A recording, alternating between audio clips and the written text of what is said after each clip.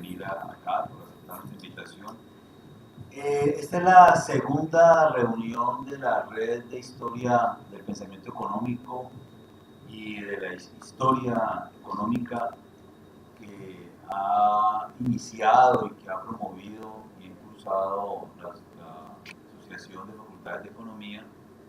Y en el caso nuestro, pues lo hemos organizado con la Universidad San Diego de Cali y la Universidad del Valle. Por supuesto, estos eventos solo pueden existir por la existencia de sus ponentes y de los profesores, investigadores interesados en presentar su trabajo y discutirlo y conversar sobre él con sus colegas. Es un esfuerzo por tener, digamos, una conversación académica fluida alrededor de un campo que es poco trabajado y poco visitado en la economía, que es la historia del pensamiento económico. Entonces, para nosotros es primero un placer tenerlos aquí, a los invitados, a nuestros profesores, a los estudiantes. En parte estoy hablando de forma imaginaria porque todavía no han llegado muchos de ellos, entonces, pero es válido en el sentido de tener una visión desde el futuro y esperar que lleguen, digamos, más tarde. Pero a ustedes, bienvenidos y vamos a iniciar esta sesión con la ponencia de Julián Sabogal Tamayo, de la Universidad de Nariño, que va a ser un debate interesante sobre la vigencia del pensamiento de Marx en el siglo XX, y el comentarista va a ser el profesor Carlos Alberto Duque de la Universidad Central. Entonces, bienvenidos. Con el desarrollo del evento son 20 minutos por el ponente, 5 minutos por el comentarista y 5 minutos para las preguntas. No. ¿Está más cómodo? Muy buenos días. Sí.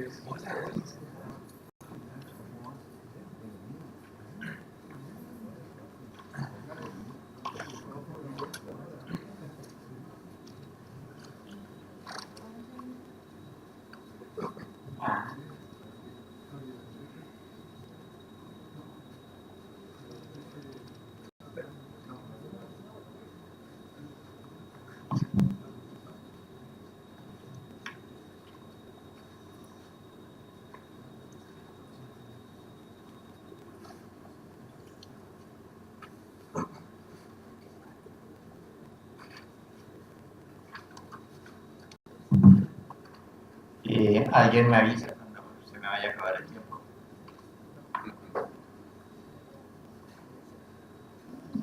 Buenos días, yo soy Julián Sabogal, vengo de la Universidad de Nariño. Soy allí profesor de Economía Política. Todavía existe la materia por allá, en el sur.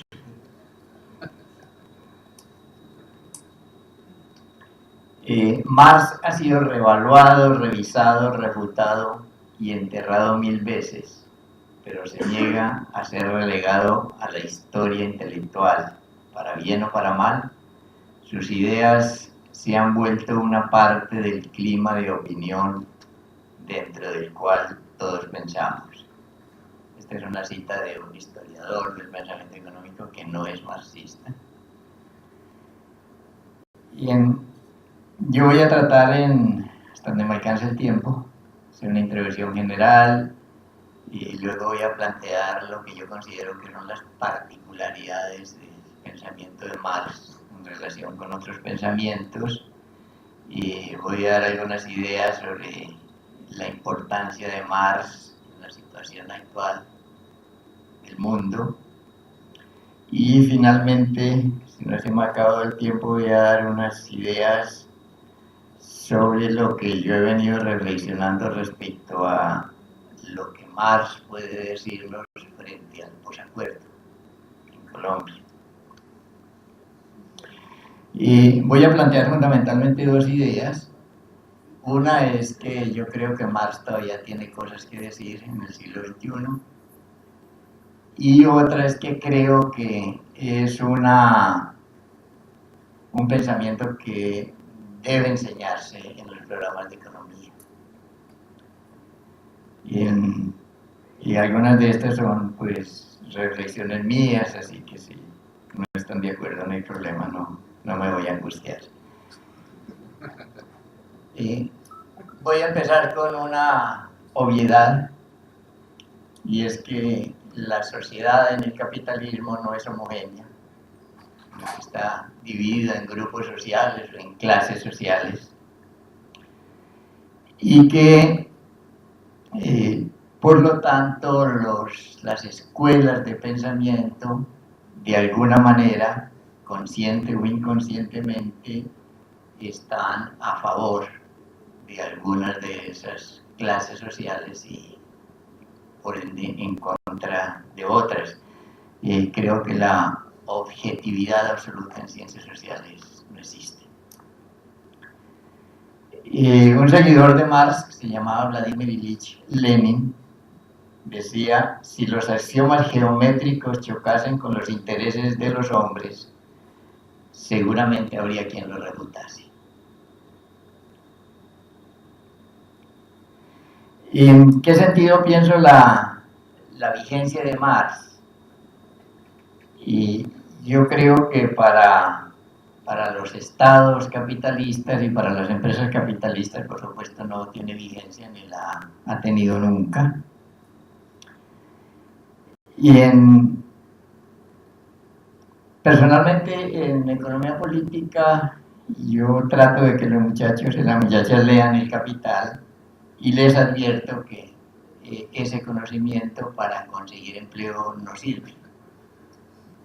Que si alguien se especializa en Marx no vaya a aceptar el Ministerio de Hacienda, porque cuando le digan que presente un proyecto de ley para acabar con el desempleo, pues el marxista diría: no, el desempleo es propio del sistema, que una ley de esa no tendría sentido, a menos que disminuyéramos la jornada de trabajo proporcionalmente a cuando aumente la productividad del trabajo, lo cual pues, es imposible hacerlo. Pero yo creo que sí tiene vigencia, por ejemplo, para las organizaciones sindicales de izquierda, para las organizaciones políticas de izquierda, los amigos y las amigas de las FARC que están en proceso de desmovilización ya están pidiendo cursos de marxismo. Y creo que como esos sindicatos y esos partidos son parte de la sociedad, la universidad pública tiene responsabilidad con ellos. Por lo tanto, es responsabilidad, digo yo, de la universidad pública enseñar el marxismo.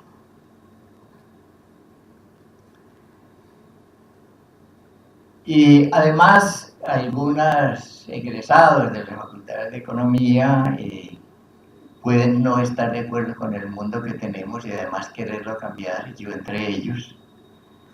Y yo creo que Marx aporta en ese sentido. Es decir, el pensamiento de Marx no sirve para ganarse la vida, pero puede servir para entenderla. Un amigo de Marx, Federico Engels, en una carta escrita a Werner Sombart en marzo del 93, y es importante el año 93 porque en ese momento Engels ya había editado los tomos 2 y 3 del Capital, además de que había trabajado junto a Marx, y lo que nos hace suponer que entendía lo que Marx había pensado. Y él le dice a Sombart: toda la concepción de Marx no es una doctrina sino un método, no ofrece dogmas hechos sino puntos de partida para la ulterior investigación y el método para dicha investigación.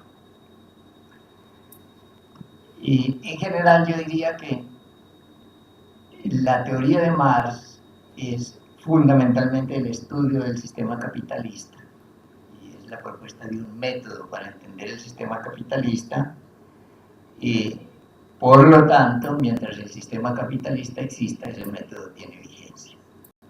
marxista, decía yo, lo que más aspiro es a que Marx pierda vigencia, y eso lo perderá cuando el capitalismo no exista. Cuando hablo del pensamiento de Marx, yo estoy invitando a leer a Marx directamente. Considero que algunos textos, como los manuales que se produjeron en la Unión Soviética, no reflejan el pensamiento de Marx. Personalmente, yo estudié economía en Moscú. Yo tengo un texto de economía política también, porque a veces me dicen que está en contra de los manuales, pero tiene uno. Pero el manual mío no tiene vida propia, sino mi intención era tratar de apoyar a los que estén leyendo el Capital.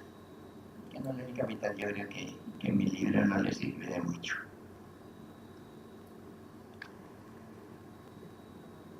Y considero que el pensamiento de Marx, la economía política de Marx, es diferente a los otros pensamientos, a las otras escuelas, y fundamentalmente por su método y también por su punto de partida. Y en una obra temprana de Marx, escrita en conjunto con su amigo Engels, dice que su punto de vista de partida son los individuos reales, su acción y sus condiciones materiales de vida. Es decir, el humano que estudia Marx es un ser viviente, mortal, concreto. No es una abstracción, no es un homo económicos, sino es concreto. Y por eso las preguntas de Marx son distintas.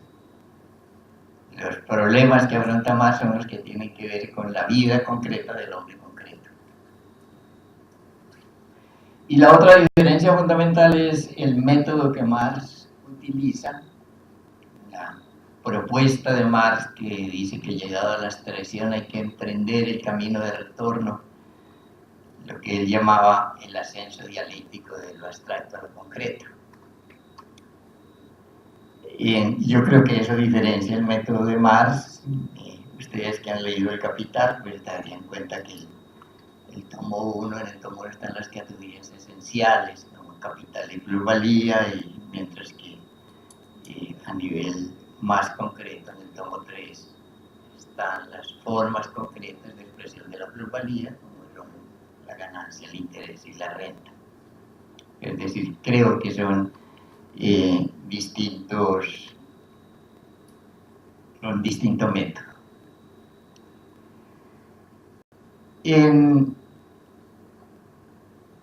Cuando yo pienso en Marx para la situación actual del mundo, estoy aceptando la propuesta de que el mundo está viviendo una crisis sistémica. Algunos también la llaman una crisis civilizatoria. Y creo que Marx es uno de los que puede hacer aportes para entender esa crisis sistémica. Y algunos componentes de esa crisis sistémica, en algún momento yo escribí un artículo sobre esto de la crisis sistémica, y que la revista de aquí de la Universidad del Valle tuvo la generosidad de publicármelo. Entre los componentes de esa crisis sistémica hay uno que yo creo que es fundamental, que es lo que llaman la crisis ambiental, y todo indica que hay un proceso acelerado de concentración de la propiedad y por ende de empobrecimiento de las clases trabajadoras. Y otro componente es lo que yo creo que es la pérdida de valores de la clase burguesa, de los que se han considerado sus valores propios. Además de que la episteme de comprensión del capitalismo también está en crisis. Para esto de la episteme yo les voy a leer una cita del filósofo y teólogo brasileño Leonardo Boff, que dice: la crisis significa la quiebra de una concepción del mundo, que todo debe girar alrededor de la idea de progreso y que ese progreso se mueve entre dos infinitos, el infinito de los recursos de la tierra y el infinito del futuro. Yo creo que eso la crisis ambiental lo ha venido demostrando, es lo que demostraría que esa episteme, esa manera de entender el mundo estaría en crisis. El problema ambiental, en última instancia, yo creo que es fruto de la contradicción entre el crecimiento ilimitado de la producción en los marcos de un planeta que es finito. Entonces hay un choque entre el crecimiento ilimitado con el planeta. Y un economista que tampoco es marxista, se llama Kenneth Burdin, dice: quien crea que el crecimiento exponencial puede durar eternamente en un mundo finito, o es un loco o es un economista. No se refería a usted.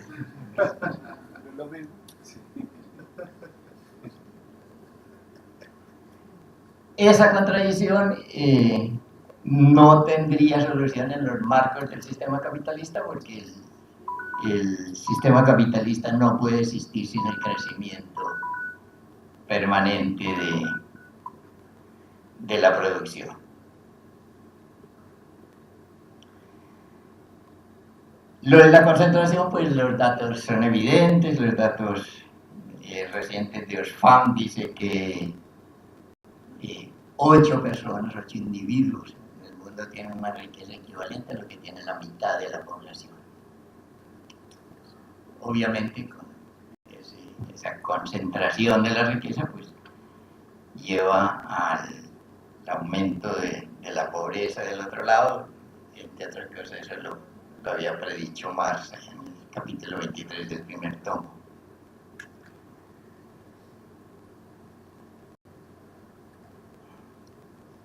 Y hay una pérdida de valores. Hay una novela muy interesante de Jorge Volpi que se llama El Memorial del Engaño, y Volpi pone allí en boca del protagonista esta frase: en Wall Street todos son dignos alumnos de Carlo Ponzi. Carlo Ponzi, como ustedes saben, es el que se inventó el método de las pirámides para robar. Y conocen ustedes también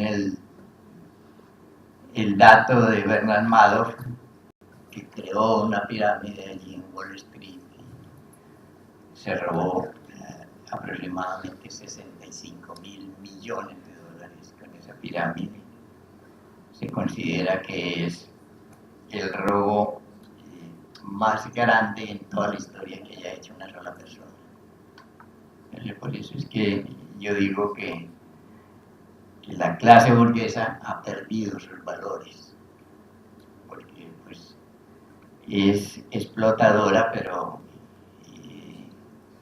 no ladrona, como se ha convertido en el último tiempo.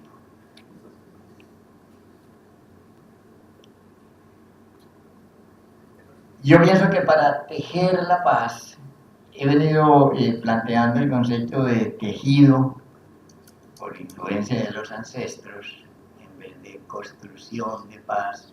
La construcción es más, aprovechando que aquí no hay ingenieros, es más de acomodar los ladrillos hechos, mientras que tejer es un proceso complejo y paciente, como creo yo que debe ser la paz. Creo que en ese proceso Marx puede hacernos, entre otros aportes.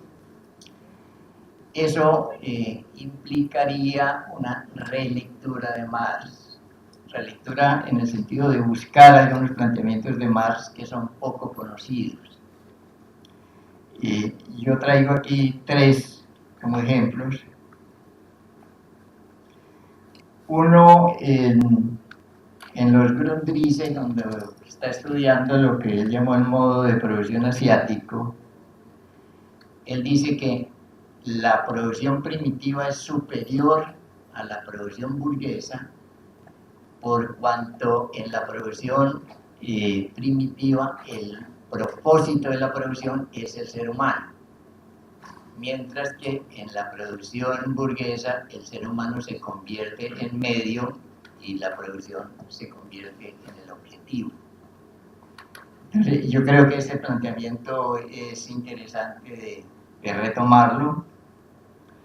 El otro planteamiento que quiero traerles es el contenido en las cartas de la revolucionaria Rosa Vera Sasulich. Sasulich le manda una carta a Marx diciéndole que, según, aquí estamos leyendo el Capital, el libro 1, que era el que ha aparecido en ese momento, se fue a principios de los 80. Y según ese libro, para llegar al socialismo hay que pasar por un capitalismo desarrollado. Resulta que nosotros aquí en Rusia no hay propiedad privada sobre la tierra, por la comuna. Si le hacemos caso a ustedes, significaría que primero tenemos que privatizar la tierra y desarrollar el capitalismo y después otra vez volver a socializarlo para llegar al socialismo. ¿Qué sentido tiene dar esa vuelta? Marx le contesta, mire, lo que yo dije es que la llegada del capitalismo en última instancia es la separación entre la propiedad de los medios de producción y los productores, que eso se da en Inglaterra y que muy probablemente los otros países de Europa Occidental van a hacer lo mismo. Pero más o menos les dice, en Rusia, piensen ustedes. Yo no he planteado leyes fatales. Yo creo que es muy importante porque eso nos invita no a repetir a Marx, sino a pensar, en este caso con el método de Marx. Y yo creo que aquí en el proceso de posacuerdo hay que ponerle imaginación, hay que pensarlo. Y hay una idea por allí perdida en el primer capítulo del tomo 1, que poca atención le ponemos, que dice: cuanto mayor sea la cantidad de valor de uso, mayor será de por sí la riqueza material. Dos levitas encierran más riqueza que una. O sea, ¿qué está diciendo? La riqueza es la utilidad, la riqueza es el valor de uso, no es el valor. O sea, la riqueza no es el dinero. Y yo creo que retomar eso, o sea, si nosotros entendiéramos que la riqueza es el valor de uso, eso nos ayudaría a enfrentar, por ejemplo, el problema ambiental. ¿Por qué? Porque si estamos produciendo por tener cosas útiles, estamos produciendo para la vida, la producción se vuelve limitada, porque el consumo para la vida es limitado. O sea, el estómago tiene una capacidad y uno lo llena 3 veces al día, pero no le puede seguir echando. La superficie del cuerpo es limitado, pero no tiene vestido, a no ser los que compran vestidos para mostrarlos. La viuda de Kennedy llegó a comprar 200 vestidos en un día. Y yo creo que eso pues la esclavizaba, porque debía necesitar por lo menos medio día para decidir qué vestido ponerse. Lo mismo es la historia que conocimos de la esposa del dictador Ferdinando Marcos, de Imelda, que cuando cayó el dictador y entraron a su casa, se encontraron que tenían 2000 pares de zapatos. Entonces, pero en condiciones normales la producción para la vida es una producción limitada. Y mi hipótesis aquí es que tenemos que, para el tejido de la paz, defender y desarrollar la economía campesina. que tendría que ver con estas cosas. Algunos dirán que soy reaccionario por eso, pero pues yo creo que vale la pena conversar. Muchas gracias.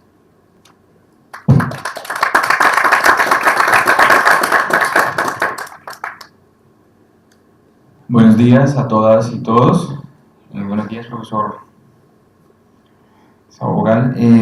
Respecto a los comentarios que nos presenta, yo quiero señalar dos ideas muy sencillas. La primera es que, en términos generales, también estoy de acuerdo con la vigencia del pensamiento de Marx para el siglo XXI y, en consecuencia, que también debe abrirse espacios para su enseñanza y discusión en la economía. Y además de las razones que da el profesor Sabogal, creo que hay otra más disciplinar y tiene que ver con las dificultades de la teoría económica dominante, la teoría neoclásica en todas sus vertientes, para pensarse mercados descentralizados, para pensarse el capitalismo como realidad monetaria y realidad temporal asociada a incertidumbre que no es susceptible de tratarse con supuestas funciones de probabilidad, digamos. Y en Marx vemos eso, en Marx vemos un intento de construir una teoría económica que parte del dinero, que parte del tiempo. Y creo que las dificultades de la teoría neoclásica, digamos, son suficientes para pensarse una pluralidad de teorías, Marx, Rafa y otros autores que deben abrirse esos espacios. Lo segundo, también comparto la idea de que Marx no puede abordarse como un profeta con dogmas que ya lo dijo todo, sino, aunque puede ser un poco polémico, yo creo que el Capital tiene que entenderse como un documento de trabajo, ¿sí? Obviamente mucho más riguroso que un simple working paper, pero es eso, o sea, no hay una teoría económica marxista, creo que hay muchas, el Capital es una obra muy compleja, muy sugestiva, muy fructífera, que a partir de ahí hay muchas interpretaciones, y ahí la cuestión es mirar cuál de esas interpretaciones tiene una consistencia lógica y una capacidad de que en torno a ella se construya un programa de investigación que permita abordar la realidad del capitalismo contemporáneo. Digamos, es un llamado como superar ese dogmatismo que a veces se maneja y que pues ha redundado en parte también de una cierta crisis del marxismo. Entonces, básicamente quiero mencionar como esas dos ideas a modo de comentario. Si alguien en el auditorio tiene preguntas.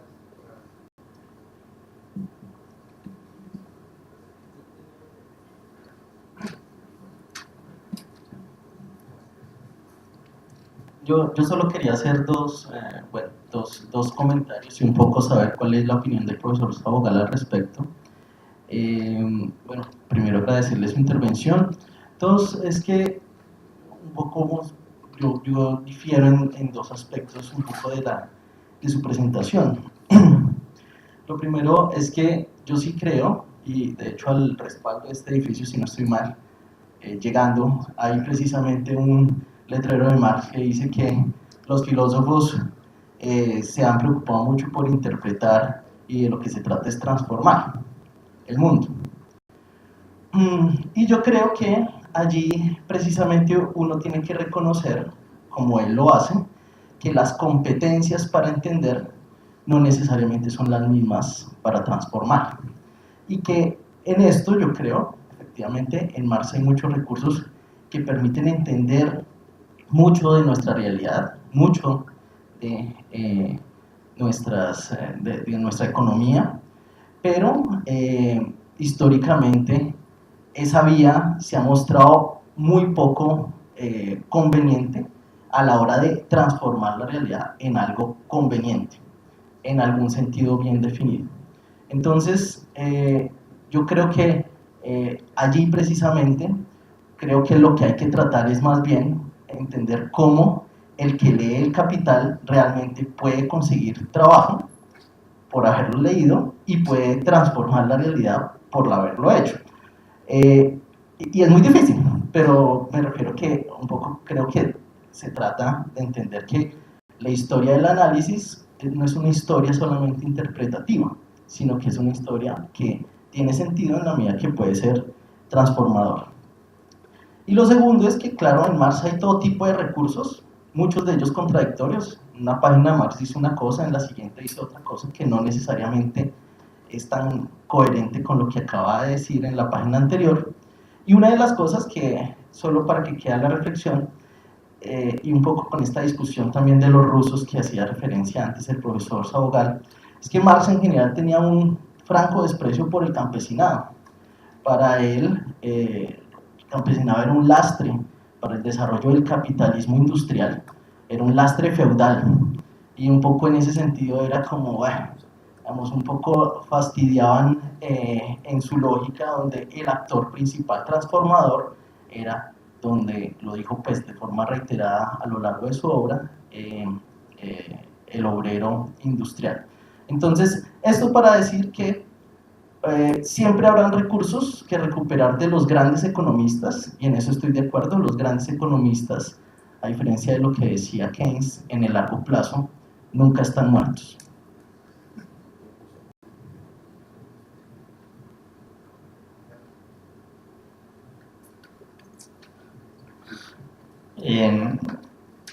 Sí, yo estoy de acuerdo con la idea de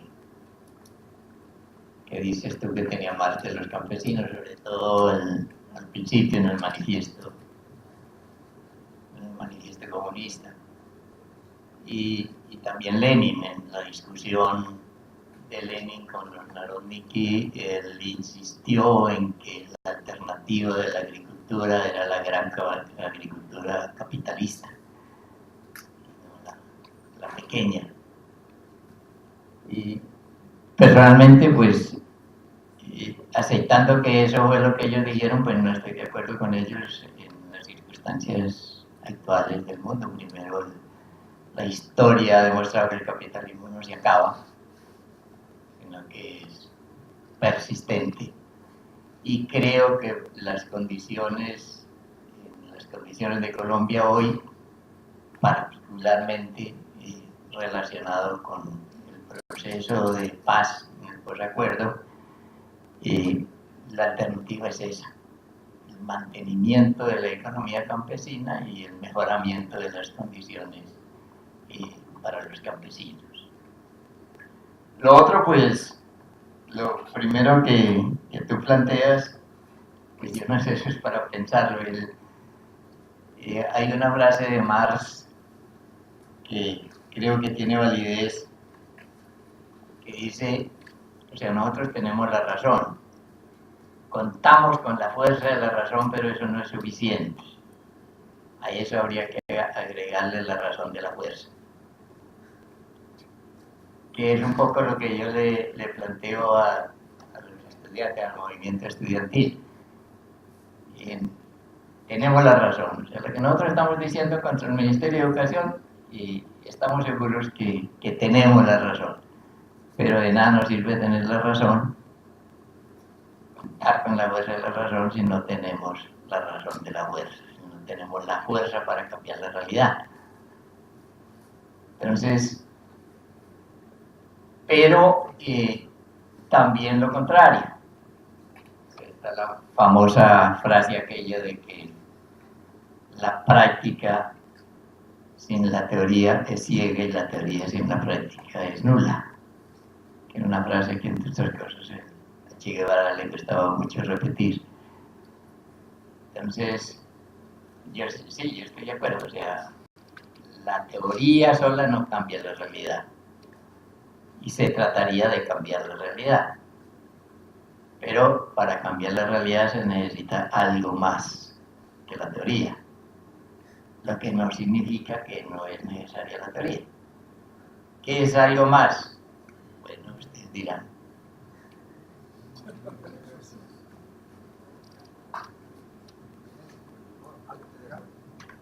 Una pregunta para el profesor es, si usted considera que hoy a 150 años de que se cumple la producción del capital en el 2017, ¿usted considera que esa forma implícita o ese pensamiento implícito dentro del capital que Marx hacía de que para la realidad del mundo solamente le queda el socialismo o la barbarie capitalista y que lo reproducen otros marxistas? ¿Usted cree que es una realidad que ahorita todavía podemos ver, digamos, como esta disyunción entre entre cambiar el modelo de producción o ir hacia, digamos, agudizar lo que usted decía, esa crisis civilizatoria?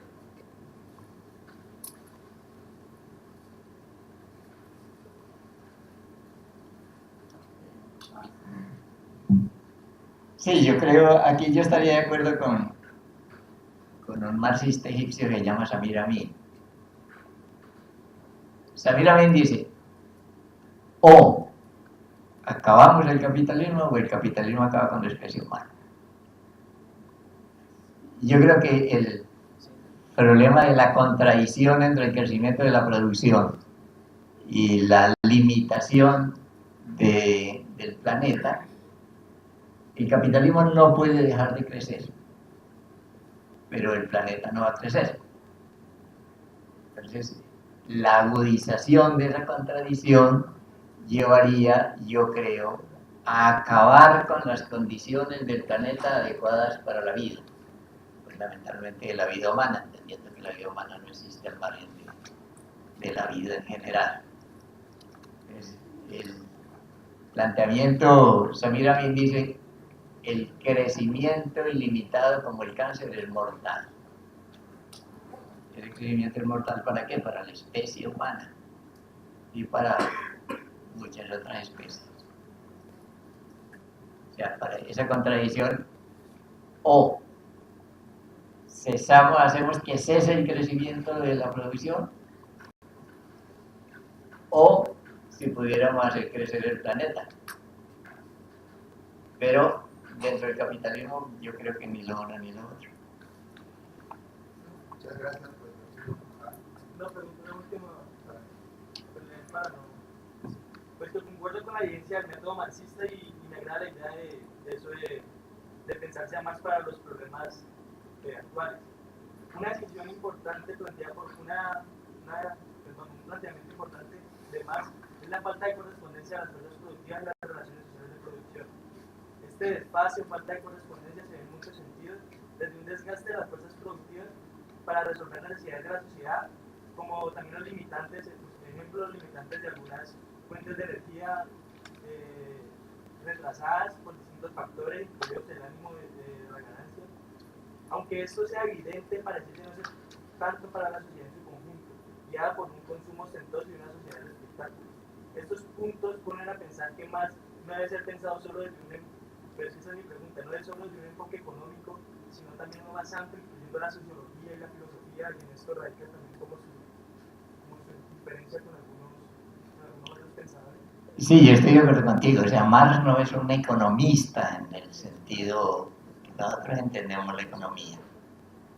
O sea, si ustedes leen El Capital, van a ver que es sociología, es historia, es filosofía.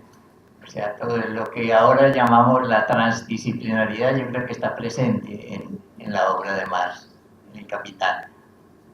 Y finalmente me gustaría invitarlos a que se inquieten por los 150 años, que se cumplen precisamente en este año.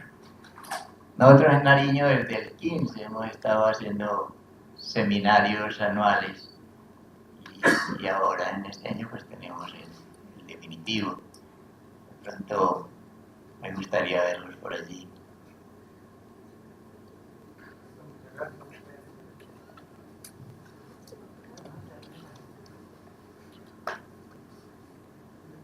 Ahora damos paso al profesor Carlos Alberto Duque García de la Universidad Central. Su ponencia se denomina Valor, Dinero y Precios de Producción en Marx, sobre la interpretación macromonetaria de Fred Moseley. Y el comentarista va a ser el profesor Julián Sabogal.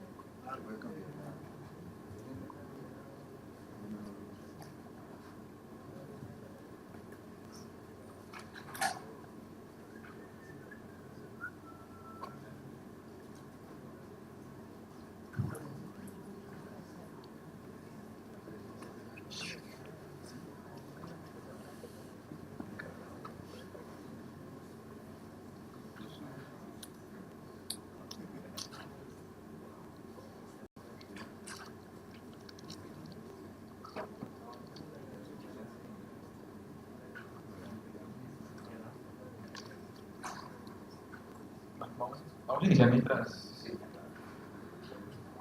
Buenos días a todas y todos nuevamente. El objetivo de mi ponencia es, o el tema en concreto, obedece a aspectos cuantitativos, esencialmente y conceptuales de la teoría del valor trabajo de Marx, especialmente a partir de una interpretación reciente, pues, relativamente reciente, de un economista norteamericano, Fred Moseley, que llama su interpretación macromonetaria, ¿sí? Precisamente porque rescata la dimensión monetaria y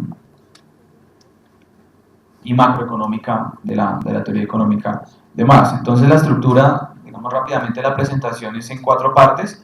La primera es una pequeña introducción, luego paso a presentar lo que se puede denominar la interpretación estándar sobre precios y valor en Marx, que digamos, ha habido un debate de cerca de 150 años, y quizás algunos lo conozcan como el famoso debate de la transformación de valores a precios, que le ha valido por parte de muchos economistas la idea de que la teoría económica de Marx es inconsistente, lógicamente inconsistente y redundante en últimas, que hay que abandonar la teoría del valor trabajo.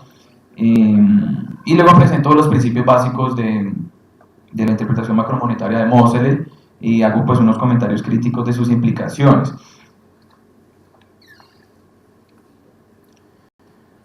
Lo primero es que este debate parte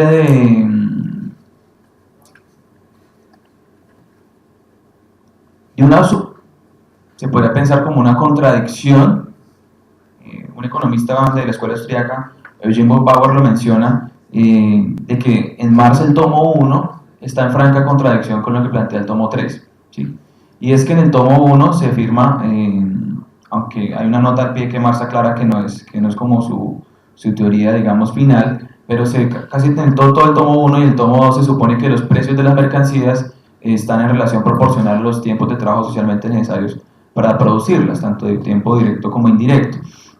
Sin embargo, ya en el tomo 3, cuando Marx presenta en la sección segunda toda su discusión sobre los precios de producción, ahí ya los bienes no se intercambian de acuerdo a sus tiempos de trabajo, sino de acuerdo a un parámetro diferente, donde de hecho los valores y los precios no coinciden, ¿sí?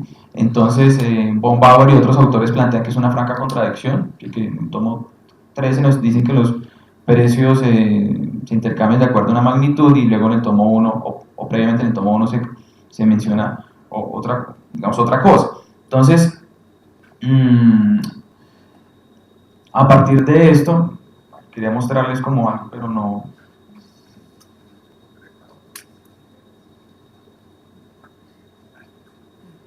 He hecho como, bueno, un esquema para mostrar con mayor claridad. Sobre ese problema de la transformación de valores, o cómo pasar de la teoría del valor trabajo a la teoría de los precios de producción y la nivelación de la tasa de ganancia, ha habido 3 enfoques como principales. El primero es la interpretación estándar, de la mano de Borkiewicz y Paul Sweezy, que la vamos a ver más adelante.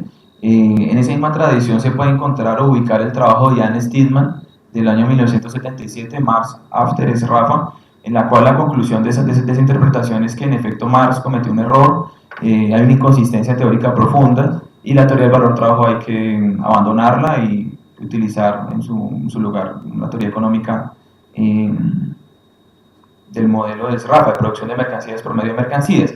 La otra postura que tomaron muchos marxistas durante el siglo XX fue que, si bien algunos participaron de ese debate de la transformación, de todos modos estaba la idea de que el capitalismo del siglo XX era un capitalismo monopolista, era un capitalismo de las grandes empresas, un capitalismo donde los precios no eran fijados por la teoría del valor, sino por una especie de mecanismo monopólico, y entonces más o menos por eso era la conclusión, era que en últimas la teoría del valor tenía un valor, digamos, o un interés histórico, pero no práctico para entender el capitalismo contemporáneo. Y hay una tercera interpretación que acá en Colombia ha sido ampliamente difundida y polemizada por el profesor José Félix Cataño, y es rechazar el aspecto ricardiano de la teoría de Marx y reformularlo en términos monetarios, como lo que sugiere Carlo Benetti y Jean Cartelier. Sin embargo, ahí se abandona la noción de plusvalía y la noción de explotación.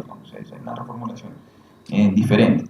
Pero entonces esas 3 posturas, desde los años 80 ha ido construyéndose una alternativa diferente. La primera se puede ubicar en torno a autores como Duncan Foley, Gerardo Menili y Simon Mount, que es conocida como la nueva interpretación a partir de los años 80. En los años 90 surge la escuela temporalista o interpretación temporal del sistema único, con autores como Guglielmo Carchedi, Andrew Kleeman y Alan Freeman. Y Fred Moseley, de una otra manera, viene como de esa tradición, digamos, él ha polemizado, discutido, ha participado con estos autores, y él presenta en el año 2016, el año anterior, un libro que se llamaba Dinero y Totalidad, ¿sí? Una interpretación macromonetaria, y es básicamente pues las ideas que quiero presentar. Rápidamente, la interpretación estándar, que uno puede ubicar en torno a los trabajos de Borkiewicz, Sweezy y Stillman, parte de tres ideas centrales. La primera es que en Marx hay dos sistemas teóricos, ¿sí? Un sistema en valor y un sistema en precios, y eso parece reproducir esa dicotomía que tanto se le critica a los neoclásicos de pensarse la economía primero en términos reales y luego introducir el dinero. De una otra manera, esa dicotomía persiste en la interpretación estándar. Lo segundo es que los esquemas de reproducción serían como la estructura analítica fundamental. Y tercero, que hay una metodología simultaneísta, es decir, todas las variables del sistema se determinan de manera simultánea, al igual que en el enfoque balraciano o en el enfoque de Sraf. Entonces, con esa estructura teórica, con esa interpretación o con esa visión, se lee a Marx y llegan a conclusiones, por ejemplo, que la interpretación, digamos que el problema o que la aproximación de la teoría de los precios de producción de Marx es inconsistente, porque los insumos se compran a sus valores, pero los productos se venden a sus precios de producción. Eso se observa ahí en la sección segunda del tomo 3. Entonces, la crítica es que Marx no transformó los insumos. Segundo, que Marx calculó la tasa de ganancia en valor en vez de calcularla en precios de producción, y eso llega, o la conclusión de eso es que habría dos tasas de ganancia, una tasa de ganancia en precios y otra tasa de ganancia en valor, y ambas tasas de ganancia no coinciden. Y debido a esa diferencia entre valores y precios, las condiciones de reproducción simple del sistema no se satisfacen. ¿Sí?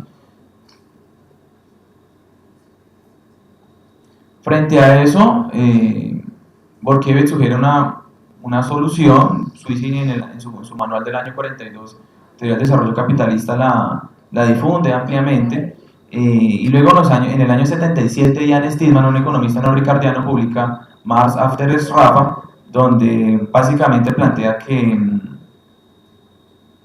la teoría, que los valores trabajo son totalmente innecesarios para determinar los precios y la tasa de ganancia, que en ese sentido la teoría del valor de Marx es redundante, no es necesaria para explicar las variables centrales de un sistema.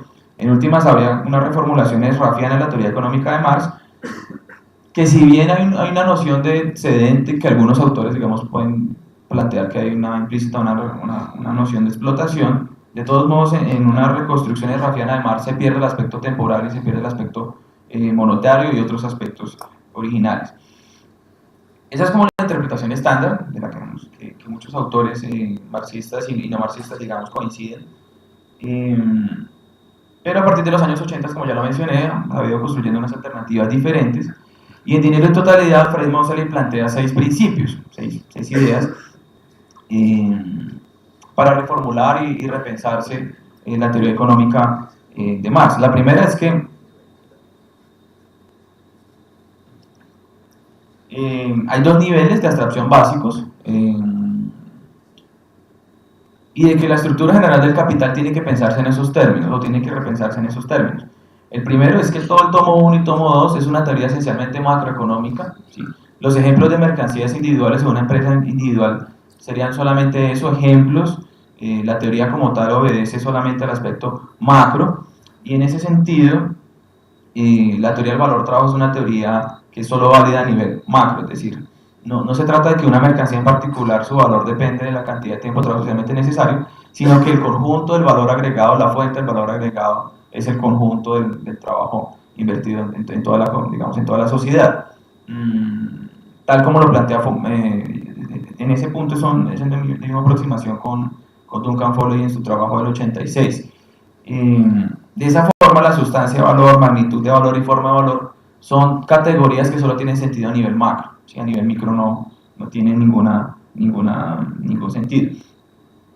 Esto implica que los principales agregados económicos, el ingreso, el excedente económico y la tasa general de ganancia, se determinan previa e independientemente de los precios de producción. Entonces, la primera etapa de análisis, primero se determina esto a nivel macro, y luego, una vez determinado esto a nivel macro, ya en la parte micro de la teoría se plantean los precios de producción. Esta aproximación es compartida de una otra manera por Roman Roldowski, Paul Matic, Paul Jaffe y recientemente por Enrique Dussel y Duncan Foley, ¿sí? De que hay dos niveles de abstracción, macro y micro. La segunda idea es que no se trata de dos sistemas, uno real y uno monetario, sino de un único sistema económico de carácter monetario, que primero se analiza a nivel macro y luego a nivel micro, y por micro no se está entendiendo a nivel de individuo, sino a nivel de rama industrial. Y que lo que garantiza esa unidad o esa consistencia entre el nivel macro de abstracción o análisis y el nivel micro es la existencia de una única masa de ganancia, una única tasa de ganancia y una única cantidad de dinero adelantada inicialmente por los empresarios. Bueno, la tercera idea es que el marco analítico fundamental no es los esquemas de reproducción, sino el circuito del capital-dinero. ¿Sí? De pronto ustedes recordarán, en Marx el circuito del capital-dinero inicia con un dinero adelantado, ¿sí? Con el cual se compra fuerza de trabajo y medios de producción, luego hay un proceso productivo, al final hay una mercancía diferente a la inicial y al final, digamos, se recupera el dinero invertido más un excedente o plusvalía. Son tres fases. La primera fase se realiza en la esfera de la circulación, la segunda en la producción y la tercera en la esfera de la esfera de la circulación. Entonces, este circuito del capital no solamente es válido a nivel macro, sino también a nivel micro. Los esquemas que presenta Marx en la sección segunda del tomo 3 no serían esquemas de reproducción, sino serían desagregaciones sectoriales de ese circuito del capital-dinero. Y esto tiene unas consecuencias muy interesantes. La primera es que el dinero sería el principio y el fin del razonamiento. Si no tenemos un sistema real que luego se convierte en un sistema monetario, sino tenemos dinero al comienzo, dinero al final. Estas distintas fases siguen un orden lógico y cronológico, ¿sí? Luego el dinero y el tiempo hacen parte desde el principio de la teoría, y esa última fase de recuperación permite plantear y analizar los problemas del salto mortal de las mercancías. Es decir, que el solo hecho de que un trabajo individual se concretice en un bien no significa que ese trabajo ya de por sí sea social. Ese trabajo tiene que ser sancionado en el mercado, como bien nos señala el profesor Cataño, y se sanciona por medio de su intercambio por dinero, ¿sí? Y la forma de pensar esto, digamos, la mejor forma de pensar esto es a partir del circuito del capital-dinero. ¿Sí? Y aquí hay un asunto muy importante con esta polémica, y es que los insumos que los capitalistas compran al inicio en ese dinero adelantado no son magnitudes teóricas de valor-trabajo, sino son mercancías con precio. ¿Sí? Es decir, esos desembolsos que el capitalista hace al inicio del ciclo se consideran, y esa es la otra idea interesante, como un dato dado, exógeno. ¿Sí? No es un dato que se va a determinar de manera simultánea con los precios de los productos, sino que ya se considera como una variable exógena. Y hay dos etapas en la explicación de ese dinero adelantado inicial. Digamos, una primera aproximación pues, temporal es suponer que la fuerza de trabajo y los medios de producción se compran a sus valores trabajo, y luego en el nivel de abstracción micro ya se plantea que en efecto esos insumos se compran a sus precios de producción.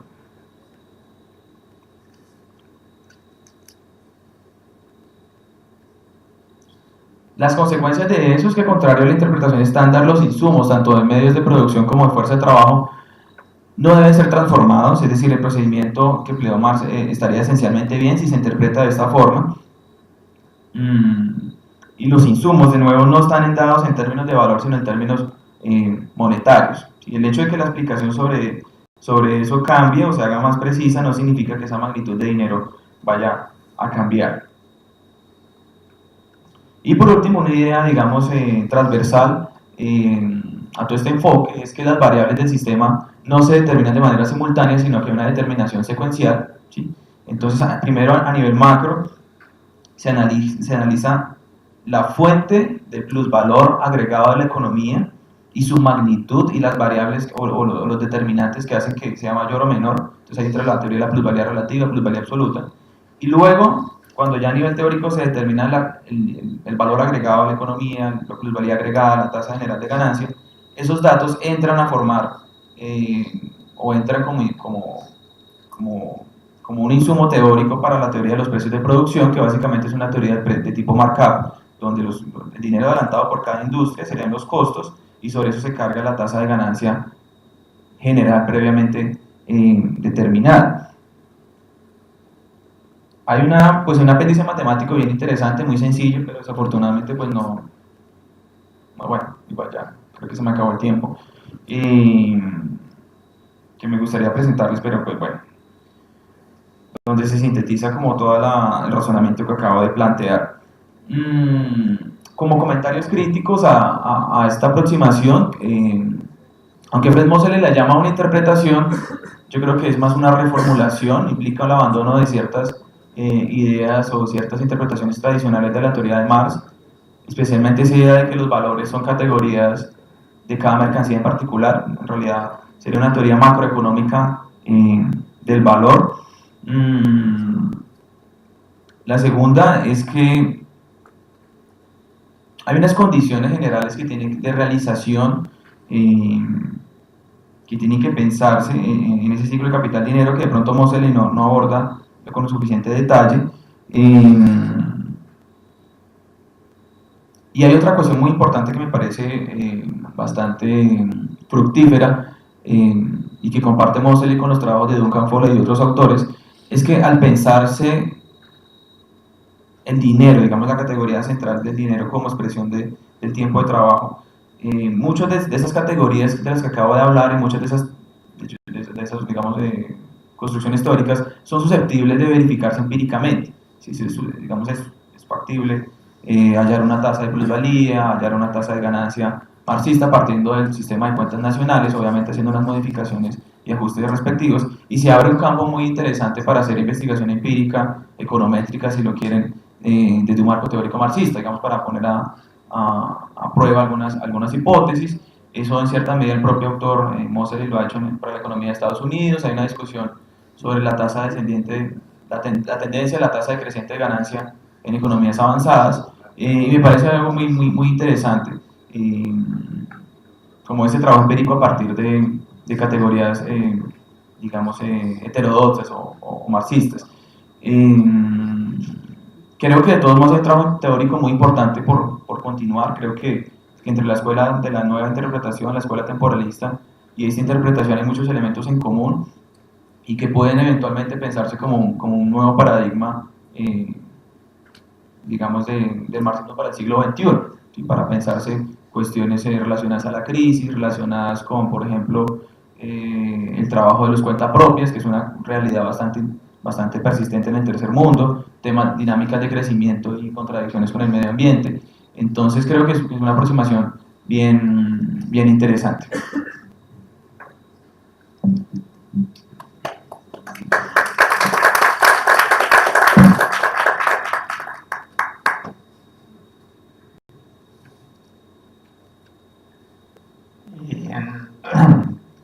Yo creo que Carlos Alberto hace un recorrido a través de la discusión del problema y me parece interesante que esos problemas no se olviden.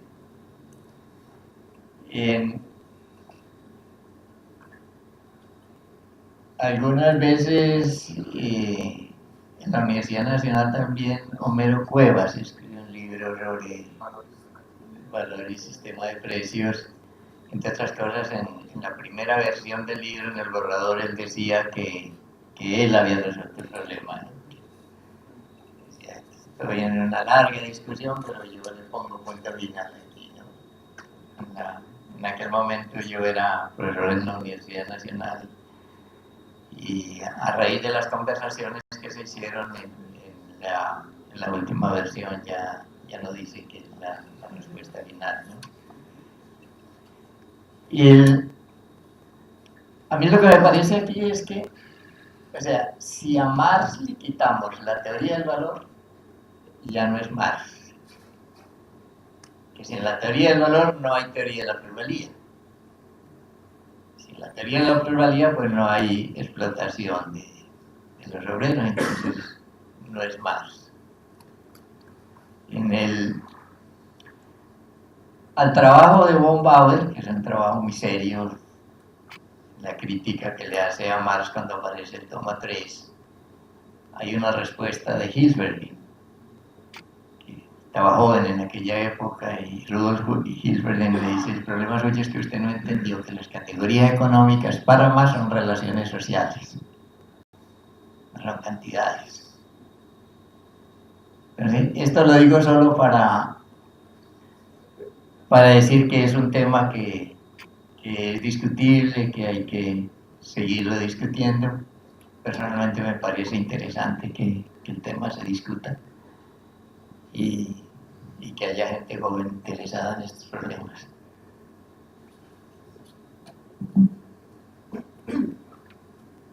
¿Alguna pregunta por parte de la asistente? Carlos, es una curiosidad. ¿Por qué no mencionaste a Homero Cuevas? Recuerda, Julián, en esa polémica.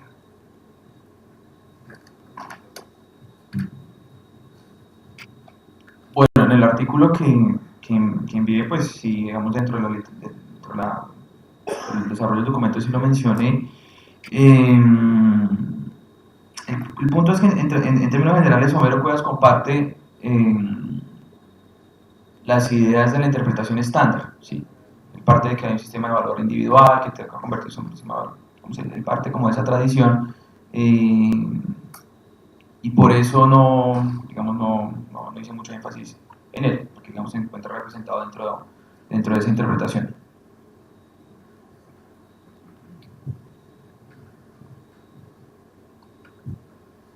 Gracias, Carlos, por la exposición de un trabajo, de un tema pues, muy interesante que sigue siendo vigente, y también recuperar un autor de la llamada nueva dialéctica, ¿no? Que son nuestros autores norteamericanos y británicos y unos mexicanos por aquí. Pero me surge una pregunta, y es,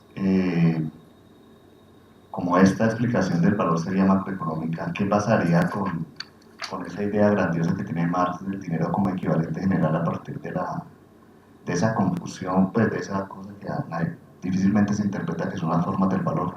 Sí. ¿Sí? Porque uno parecería entonces que esa explicación de la génesis del dinero no tendría cabida, o no sé, ahí pues oyendo tu exposición, porque no he leído al autor, me surge la duda si esta explicación entraría en contradicción o eliminaría esa explicación de la génesis que hace Marx en el capítulo 1.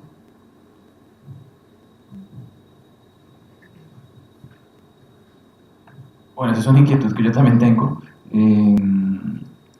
Lo que uno ve que esos autores lo que hacen casi siempre es plantear que el dinero en términos agregados, ¿sí? Sería como la expresión del tiempo de trabajo socialmente necesario, de nuevo, agregado, y sugieren una categoría bien interesante que es, en inglés es el MELT, o en español es como el equivalente monetario del valor trabajo, y es una categoría, digamos, empírica con la cual, partiendo de los datos de las cuentas nacionales, básicamente lo que hacen es tomar el valor agregado, dividirlo entre la cantidad de horas de trabajo productivo, y al final lo que obtienen es en promedio cuánto dinero produce una hora de trabajo, digamos, sería como la forma como de abordarlo. Sin embargo, ya esa parte conceptual de la génesis del dinero creo que hay que reconstruirla, ¿sí? Porque de una otra manera se construyó sobre el supuesto de que las mercancías se intercambian de acuerdo a sus tiempos de trabajo. Si uno ya elimina, digamos, ese supuesto, pues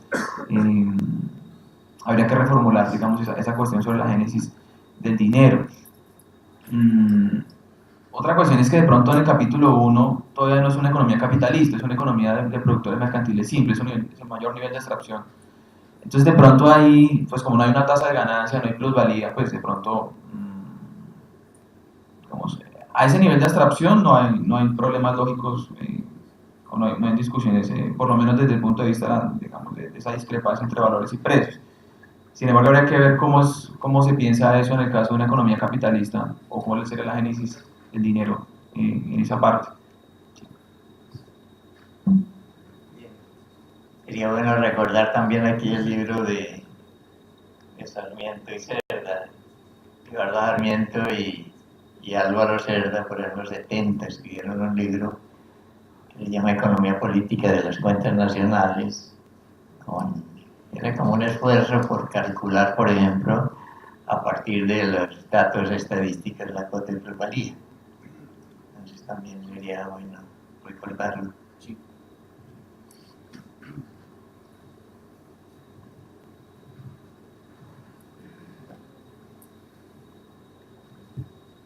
Soy Samuel Jaramillo. Pues yo quisiera hacer un comentario sobre esta interpretación de autores como Mosley, que está un poco como en la periferia de los temporalistas y la nueva aproximación. Que por un lado, digamos, su planteamiento no es persistir en una vieja idea por querer, sino lo contrario, es considerar que la teoría del valor es sustancial para entender, no para rescatar a Marx, sino es sustancial para entender el capitalismo contemporáneo, como tal. Y que precisamente, como se señala hace un momento el profesor Sabogal, que por lo menos ese es su planteamiento, de que otras aproximaciones que intentan utilizar a Marx o utilizar las tesis de Marx sin la teoría del valor, pues no tiene sentido, se empobrece y realmente... Entonces, lo que estos autores pretenden replantear es una, digamos, como una reconfiguración, un replanteamiento de la teoría del valor de Marx, ¿no? De la teoría del valor trabajo. Y en ese sentido, como digamos, la pregunta que haces tú, me parece que es muy crucial porque eso sí lo tocan y es un punto muy importante. Y es la noción de, precisamente, de que la forma del valor, la forma más desarrollada del valor es lo monetario. Y por lo tanto, digamos que la novedad de ellos tal vez es la siguiente. Es señalar que la teoría del valor consiste en reconstituir esa ligazón que existe entre las expresiones monetarias, que son lo que captamos, y su fundamento, que es el trabajo social. Y que esas relaciones no son solamente cualitativas, sino incluso cuantitativas. Lo que tú mencionas el valor del dinero, digamos, en fin, o yo no me acuerdo cómo es la expresión, la unidad monetaria. Equivalente monetario. Bueno, son, digamos, es como una conclusión empírica de cómo relacionar en términos pragmáticos, por decirlo así, el trabajo social con la expresión monetaria.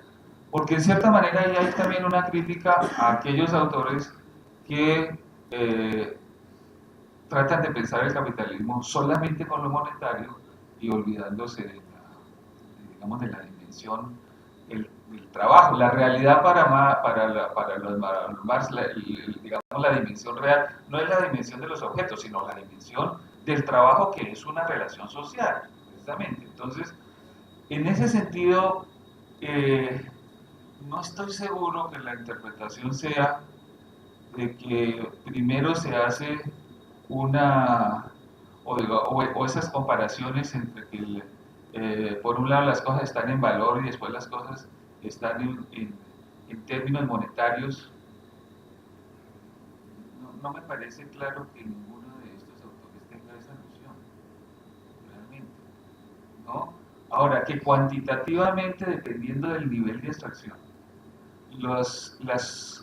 las cantidades, por ejemplo, pueden variar, ¿no? Por ejemplo, si consideramos que los agentes que están operando son agentes capitalistas, digamos, en competencia plena, ese es un nivel de abstracción.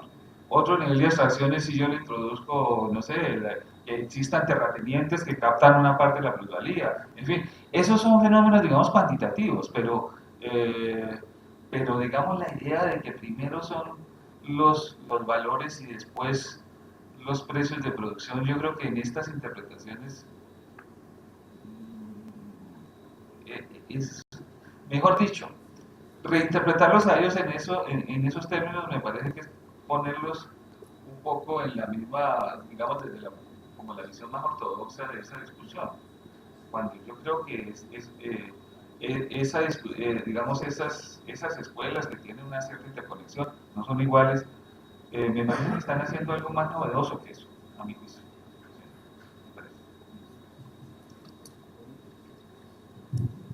Sí, era solo una anotación crítica con respecto a la idea de que la visión de Marx, mejor, la construcción de Marx en el primer capítulo del tomo 1 es referida a la producción mercantil simple, cosa que no es cierta. De hecho, allí está toda el centro y la esencia del capitalismo, la transformación de la forma valor en forma equivalente, la aparición del dinero, es la clave del entendimiento de Marx del sistema capitalista. Y por tanto, el sistema capitalista es monetario, el centro. Y de hecho, el circuito, como decías tú bien en la exposición, el circuito del capital está también, está allí y hace parte de la construcción de Marx. Yo no creo que la forma valor sea una confusión, la forma valor es algo fundamental en la construcción de Marx.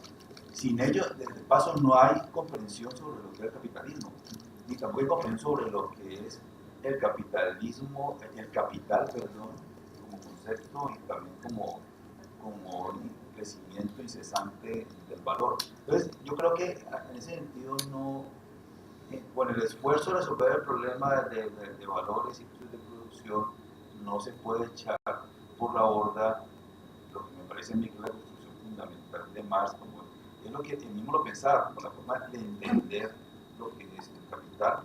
La clave está allí en esa transformación en dinero, que no es una transformación que no es que pase de valores a dinero, que no es el punto. El dinero es una forma de valor de hecho. Entonces ese es el punto esencial. Yo creo que eso es mejor no, porque en ese esfuerzo, digamos, de un poco de modernizar a Marx o de ponerlo a tono con el aspecto cualitativo que hablaba Samuel ahora, no, de pronto estamos dejando por fuera la construcción teórica esencial. Me parece que eso no es un buen camino. Yo sé que no es lo que querían hacer, pero queda en el ambiente esa idea.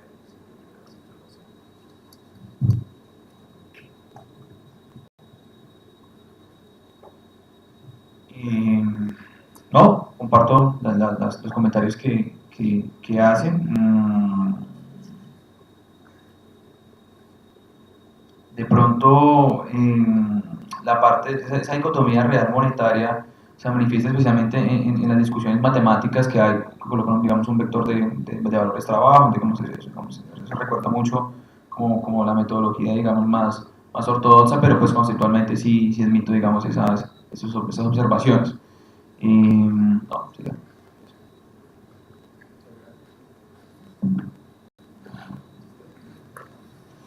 Invitamos a la mesa a los profesores Juan Mauro Perdomo, Moneo, John Mauro, perdón,